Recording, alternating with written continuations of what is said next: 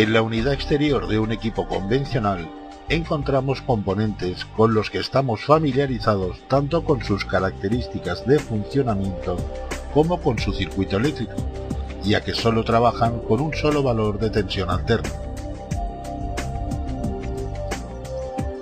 En los equipos inverter vamos a encontrarnos con la incorporación de componentes electrónicos, donde la mayoría de funciones están gobernadas por circuitos integrados, los cuales no tienen posible comprobación con los comprobadores normales de servicio. Además, nos encontraremos que difícilmente, por no decir nunca, vamos a disponer del esquema electrónico que se corresponda a la máquina que vayamos a intervenir. El esquema que normalmente vamos a tener es el esquema de cableado que lleva pegado cada unidad en algún punto de su interior, en el cual, según el fabricante, encontraremos más o menos información de los componentes principales y su cableado o situación en la placa electrónica.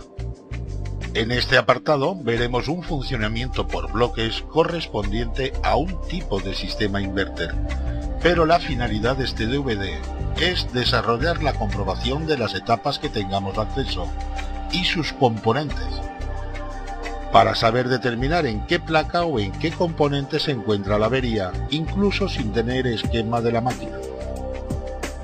Para seguir un esquema o una instalación de la que no se tenga información, siempre aconsejo seguir la del compresor hacia atrás. En este caso tenemos el motocompresor, que es DC, pero se comprueba exactamente igual que uno de corriente alterna.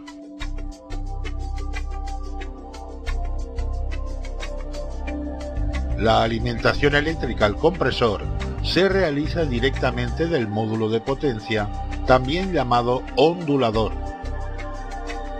Al ondulador siempre le encontraremos debajo de los disipadores de calor, debido a la temperatura que coge durante el funcionamiento.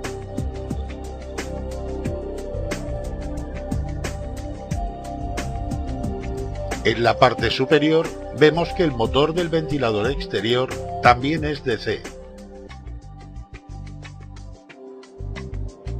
La etapa de potencia está alimentada por el módulo activo, también llamado etapa intermedia. Los componentes que identifican a esta etapa son los condensadores de gran capacidad y voltaje. El reactor, que es una bobina de grandes dimensiones y que por su peso siempre va instalada en una parte metálica de la unidad. Los transformadores toroidales, pudiendo llevar uno o varios.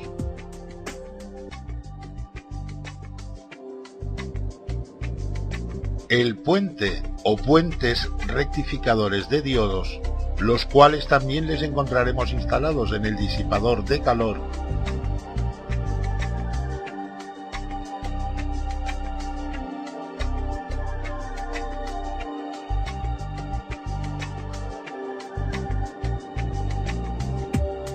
Y el módulo activo recibe la alimentación a través de un relé magnético, marcado a la derecha de la imagen con las iniciales RI, PVR,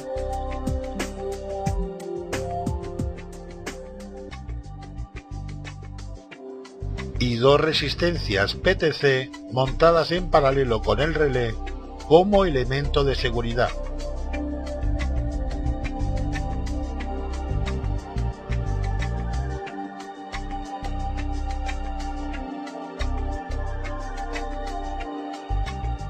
En el esquema, como circuito de protección de la corriente de irrupción.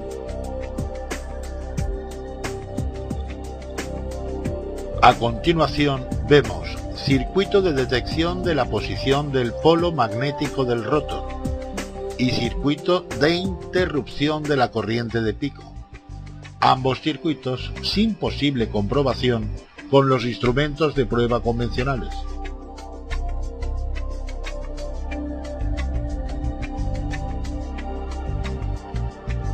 Vemos la entrada de las diferentes sondas, componente ya desarrollado en el apartado de termistores NTC. Sigue el circuito de intercomunicación entre las unidades interior-exterior, el cual, como vemos en los esquemas, se hace a través de circuitos integrados.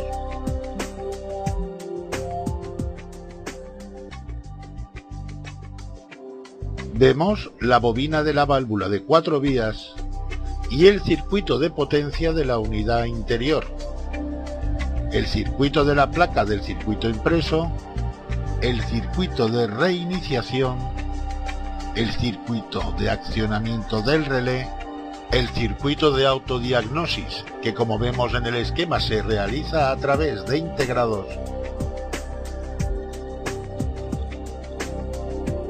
y el circuito de accionamiento del brazo superior e inferior, que intervendrán en la conducción o no de los diferentes transistores de la etapa de potencia para alimentar al compresor. Todas estas acciones serán gobernadas por el microprocesador.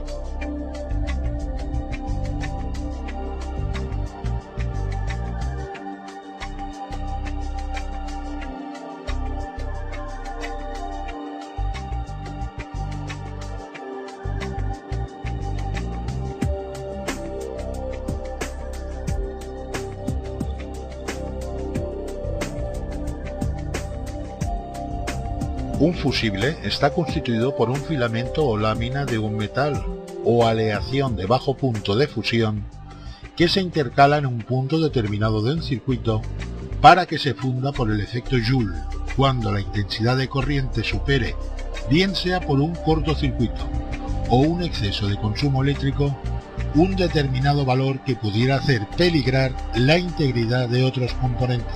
En los equipos inverter encontraremos fusibles tanto en la placa de la unidad interior como en la exterior, y podrán estar instalados en zócalos portafusibles o bien soldados en el circuito impreso.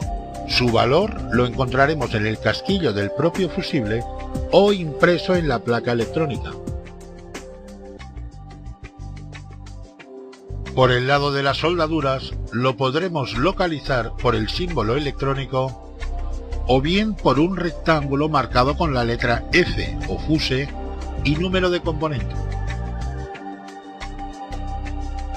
Tanto si está instalado en un zócalo portafusibles como si está soldado en el circuito impreso, para su comprobación desconectaremos el equipo de la red eléctrica, levantaremos uno de los casquillos, seleccionaremos en el tester la medición de ohms para comprobar su continuidad, instalaremos las puntas entre sus extremos y en el caso de estar bien veremos que en la escala superior del tester nos indicará resistencia cero, o sea, que tiene continuidad. En el caso de que los terminales estén soldados, tendremos que desoldar el componente del circuito con la ayuda de un desoldador de pera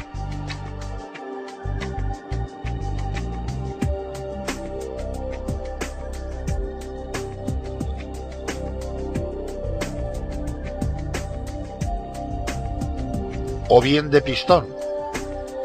Con este último primero tendremos que calentar la soldadura y por último utilizar el desoldador. Para irnos familiarizando con los componentes de la placa, tenemos que aprovechar cualquier información que ésta nos brinde. Por ejemplo, en esta toma vemos el fusible que viene marcado con el término fuse. Los componentes que vienen marcados con las iniciales RY, en este caso RY2, corresponden a un relé. En la parte inferior izquierda de la imagen vemos a un componente azul marcado con las letras ZR, que indican que es un varistor. Y vemos un conector de color amarillo que pone valve, que corresponde al conector de la válvula de 4 vías.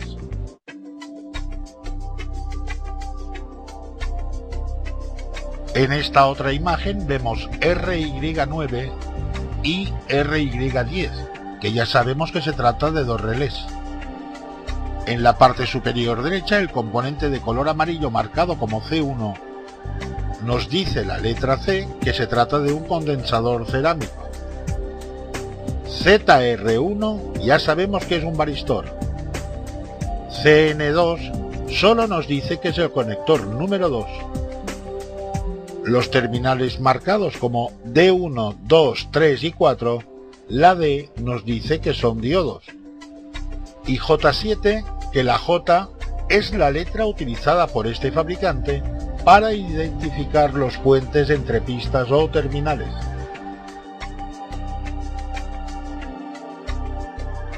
Las características, misión y comprobación de cada componente se desarrollarán en apartados específicos para cada uno de ellos.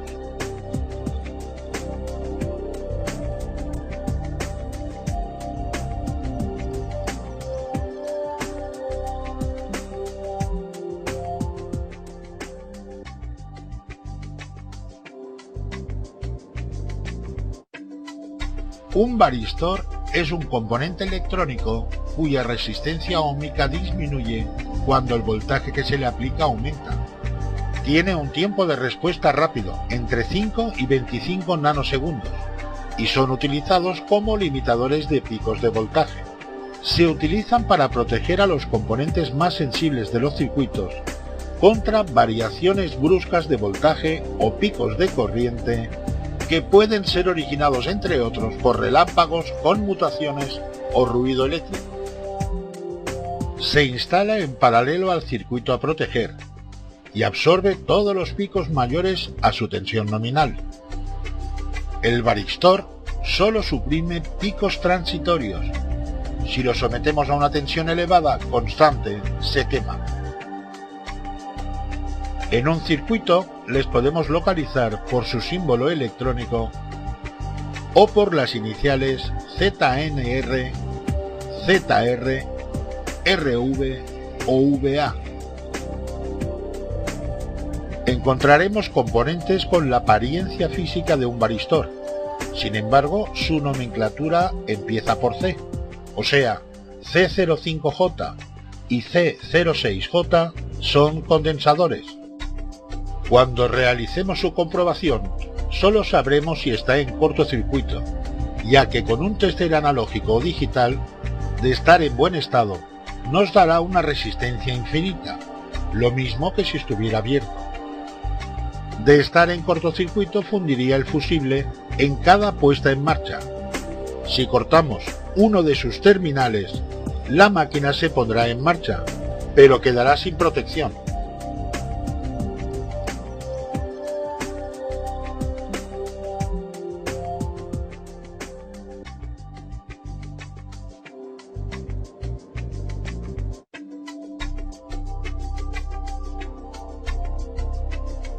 El transformador permite aumentar o disminuir el voltaje o tensión en un circuito eléctrico de corriente alterna, manteniendo su frecuencia. Las bobinas o devanados que lo forman se denominan primario y secundario, según correspondan a la entrada o salida del sistema en cuestión. También existen transformadores con más devanados para suministrar las diferentes tensiones alternas que se requieran en el circuito. El primario es el devanado que tiene más ohms de resistencia y se alimenta a 230 voltios en corriente alterna.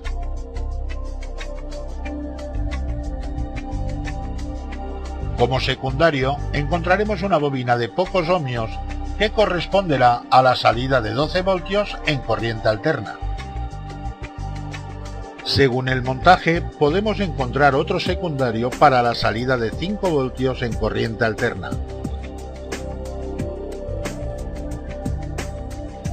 En caso de no llevar secundaria para estos 5 voltios, se conseguirán a partir de los 12 voltios en corriente alterna y un circuito regulador equipado con diodos Zener.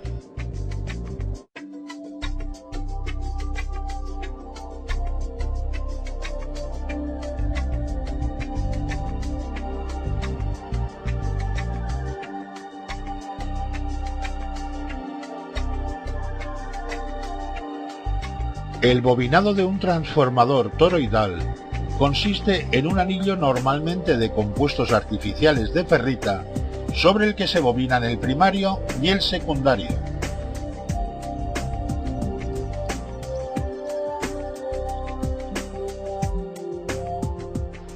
En el esquema representados como NF, filtro de ruidos, y el término coil determina la bobina. Su misión en el circuito, junto con los condensadores electrolíticos, es filtrar armónicos y ruido eléctrico que podrían perjudicar el normal funcionamiento de un equipo inverter.